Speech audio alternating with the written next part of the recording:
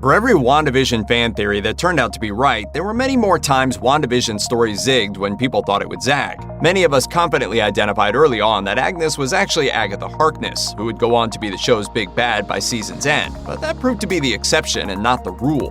When Evan Peters turned up claiming to be Wanda's dead brother Pietro Maximoff, for example, people immediately leapt to the conclusion that this was proof of a full-on X-Men MCU crossover.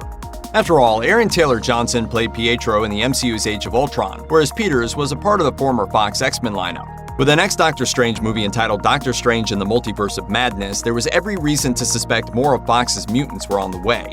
Another major question arose thanks to a cheeky comment Paul Bettany made in an interview with Esquire, indicating the show had one more major cameo coming before season's end.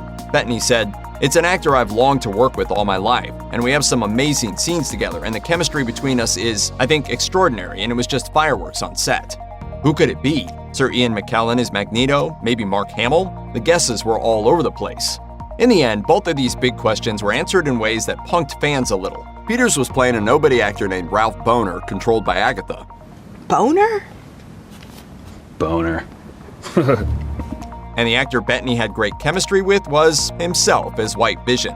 Naturally, fans had pretty strong reactions to the twin deceptions, and now Elizabeth Olsen herself has stepped in to respond.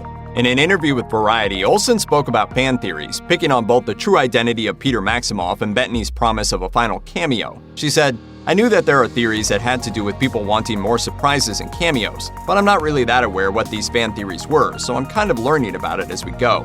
Paul said something about this crazy cameo, and he was really just talking about doing a scene with himself. And I know Paul thought that was a really funny joke, and I thought it was funny. But I was like, I think people are actually going to suspect that there is more to come.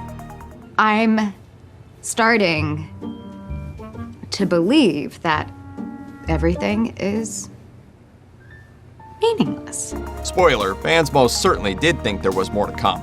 As for Evan Peters playing Pietro, Olsen pointed out that the possibility of a Fox-Disney crossover wasn't even on her radar yet. She said, "I didn't know about the multiverse when we were filming this, so I wouldn't assume that that's what was happening. I thought it was just a clever way to have Pietro. I didn't understand the larger plan of the multiverse until I started working on Multiverse, or whatever our movie's called, the Doctor Strange sequel." It's worth noting that this is the second occasion where a multiverse has been hinted at but not delivered. There are multiple realities, Peter. This is Earth, Dimension 616. I'm from Earth 833. I'm sorry, you're saying there's a multiverse?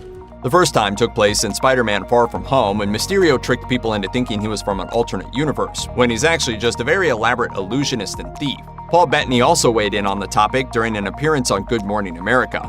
He asked of the host, "You know when you think something's going to be funny and then you say it and you actually panic about it?" Which is what I did, because fans started guessing who it might be, and they were guessing like Benedict Cumberbatch or Patrick Stewart. I was thinking, God, that's a good idea, and they're going to be so disappointed when they find out it's me. Is it really you? While some fans may be annoyed at the subterfuge, White Vision is an important part of the ongoing Wanda and Vision love story. After all, with Westview's version of Vision gone, the only hope Wanda currently has for another chance with her husband is through the White Vision, who was last seen flying away to parts unknown. As for the Pietro fake-out, this isn't the first time Marvel pulled something like this. In Iron Man 3, Sir Ben Kingsley was supposedly cast to play the Mandarin, but turned out, just like with Peters, to be an actor named Trevor Slattery.